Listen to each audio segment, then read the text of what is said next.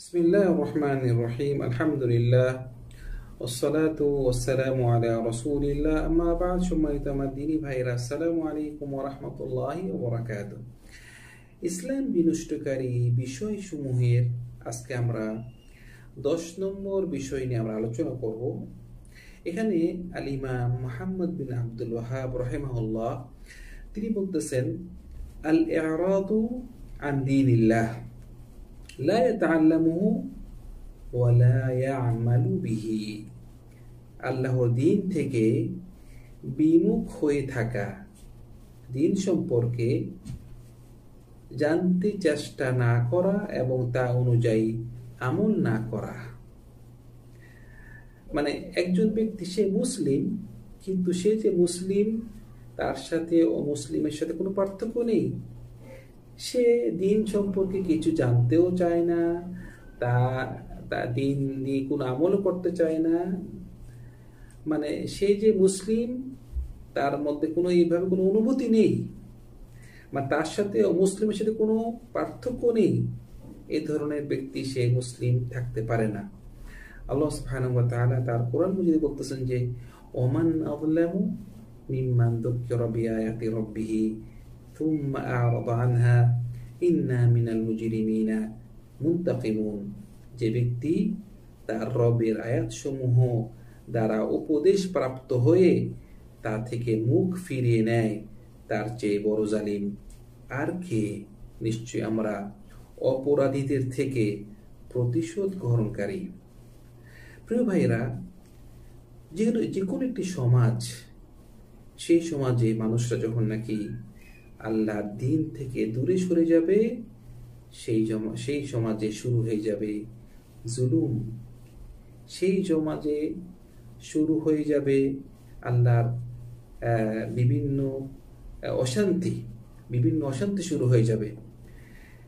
যারা নাকি আল্লাহর এই দ্বীনকে গ্রহণ করবে, যেই সমাজ আল্লাহর দ্বীনকে গ্রহণ করবে, সেই সমাজে থাকবে শান্তি। এবং যখনই আল্লাহর দ্বীন থেকে মানুষের সরে যাবে, তখনই সেখানে ভয় শুরু হয়ে যাবে, অশান্তি শুরু হয়ে যাবে, নিরাপত্তা চলে যাবে। এই কথা বলে আমাদের মানে এই 10 নম্বর বিনষ্টকারী বিষয় সম্পর্কে আমাদের ইমাম আলোচনা করে তিনি ওনার কথা শেষ করার আগে বলতেছেন যে ওয়ালা ফারকা ফি হাদিহি নওয়াকিদি বাইনা আল হাজিলি ওয়াল জাদ ওয়াল খাইফ ইল্লা আল মুকরাহ। এই যে উনি যে 10টি বিনষ্টকারী তিনি উল্লেখ করেছেন, তিনি বলতেছেন যে ইসলাম বিনষ্টকারী এসব কাজ ঠাট্টা বিদ্রুপের সাথে করা হোক, অথবা ইচ্ছাকৃতভাবে করা হোক, কিংবা ভয় পেয়ে করা হোক, ইসলাম থেকে বের হয়ে যাবার ব্যাপারে এর মধ্যে কোনো পার্থক্য নেই। অর্থাৎ কেউ যদি ঠাট্টা বিদ্রুপের সাথে করে, অথবা ইচ্ছাকৃতভাবে করে, অথবা ভয় পেয়ে করে, এই 10টি বিষয়, এই 10টি বিনষ্টকারী বিষয়গুলো, তাহলে সে ইসলাম থেকে বাইরে যাবে। একমাত্র বলতে ইল্লাল মুকরাহ, মানে যাকে নাকি জোর করে কাউকে এমনটি করতে বাধ্য করা হবে, সে নিরুপায় হয়ে সে যদি এ ধরনের কিছু করে, তাহলে সে কাফের হবে না। কারণ জোরপূর্বক তাকে করতে বলা হচ্ছে, মানে তুমি যদি এইটি না করো, এই কুফরিটি না করো, তাহলে তোমাকে মেরে ফেলা হবে। তাকে যদি জোর করে বাধ্য করা হয় এবং তার অন্তর ঈমান থাকে, পরিপূর্ণ ঈমান, কিন্তু সে বাধ্য করার কারণে সে মুখ থেকে বলেছে, তার কোনো সমস্যা নেই। কিন্তু ইচ্ছাকৃতভাবে হোক, ঠাট্টা করে হোক, অথবা ভয় পেয়ে যদি করে থাকে, তাহলে সে ইসলাম থেকে বের হয়ে যাবে। কারণ আল্লাহ সুবহানাহু ওয়া তাআলা তার কোরআন বলতেছেন যে বাধ্য করে যদি কাউকে কিছু করা হয়, তাহলে তার এটা সমস্যা নেই। এই ব্যাপারে দলিল বলতেছে আল্লাহ সুবহানাহু ওয়া তাআলা তার কোরআন মাজিদে মান কাফারা বিল্লাহি মিন বাদি ঈমানিহি ইল্লা মান উকরিহা ওয়া কলবুহু মুতমাইন্নুন বিল ঈমান ওয়ালাকিন মান শারাহা বিল কুফরি সাদরান ফাআলাইহিম গাদাবুন মিনাল্লাহ ওয়া লাহুম আযাবুন আযীম। কেউ তার ঈমান আনার পর আল্লাহর সাথে কুফরি করলে এবং কুফরির জন্য হৃদয় উন্মুক্ত রাখলে তার উপর আপতিত হবে আল্লাহর গজব এবং তার জন্য রয়েছে মহাশাস্তি। তবে তার জন্য নয়, দেখুন, তবে তার জন্য নয় যাকে কুফরির জন্য বাধ্য করা হয় কিন্তু তার চিত্ত ইমানে অবিচলিত। প্রিয় ভাইরা, তারপরে ইমাম এই কথা বলার পরে তিনি তার শেষ কথাগুলো বলছেন যেভাবে যে ওয়াকুল্লুহা মিন আ'যামি মা ইয়াকুনু খাতারান ওয়া আকসারু মা ইয়াকুনু ওকুআন ফায়ানবাগি লিল মুসলিমি আন ইয়াহদারাহা ওয়া ইয়াখাফু মিনহা আলা নাফসিহি।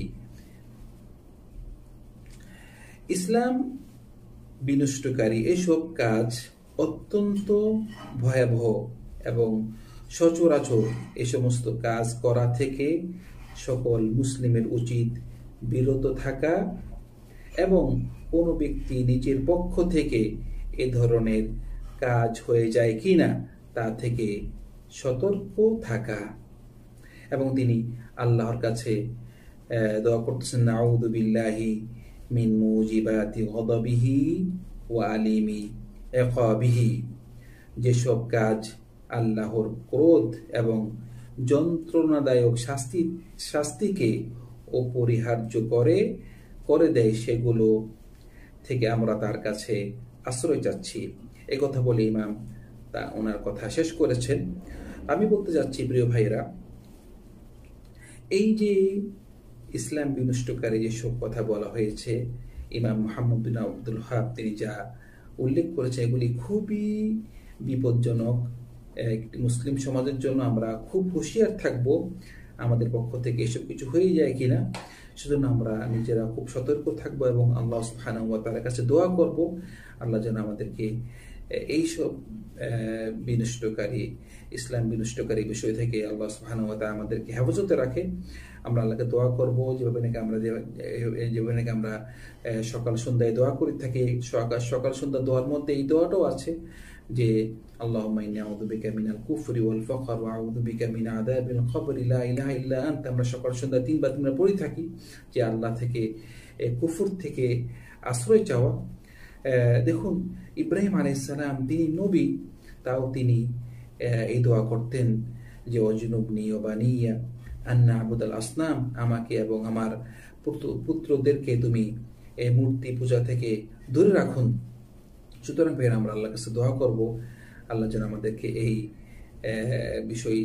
ইসলাম বিনষ্টকারী বিষয় থেকে আমাদেরকে হেফাজতে রাখে, দূরে রাখে।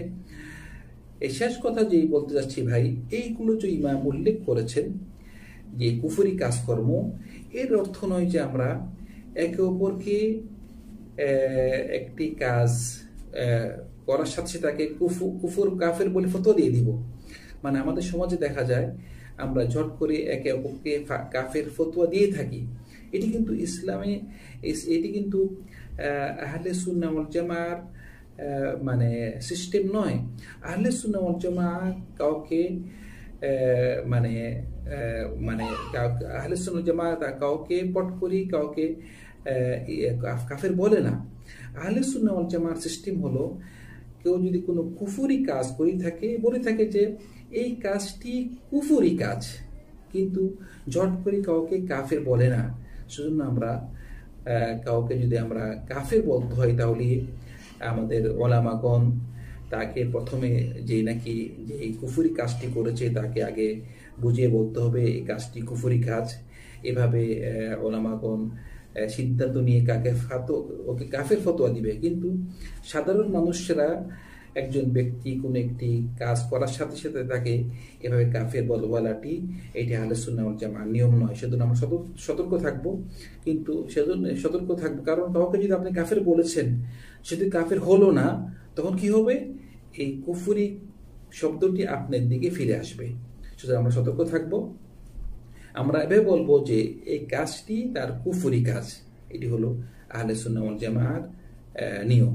আল্লাহ সুবহানাহু ওয়া তাআলা আমাদের সবাইকে এই ইসলাম বিনষ্টকারী বিষয় থেকে আল্লাহ সুবহানাহু ওয়া তাআলা আমাদেরকে হেফাজতে রাখুক।